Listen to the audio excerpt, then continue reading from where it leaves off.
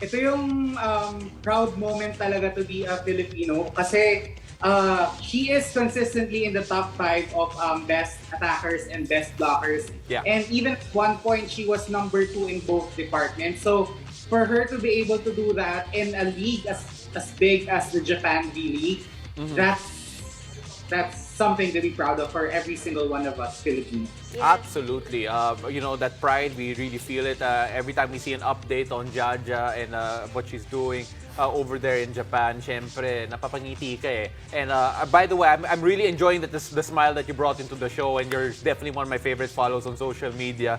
Now that we look now at the performance of another import here, talk about Bryan naman, syempre, and his return as an import sa Japan. Bryan, he is way better now than the last time that he was in Japan. His performance, para lang siyang naglalaro sa Pilipinas because his numbers are just as good. In one game, he even had 23 points, which could have matched another import's numbers from Cuba. And see, the talent that we have is already matching those from Cuba, which is a big volleyball country as well. So, again, another pride for Filipinos from si Bryan Bagunas. Marck, you know, you talk a bit about yung improvement niya dito. You even say that he is matching up with some of the bigger names, some of the bigger players from the bigger nations in terms of volleyball world out there in Japan. What do you think is the big difference kung bakit mas magaling siya ngayon compared to last year? I guess ganun yung mga type of players na mga I'm sorry, but the A-list players, the A-list athletes that we have, when they feel like they've underperformed, you can expect them to bounce back right away by the next time they get a chance to do so.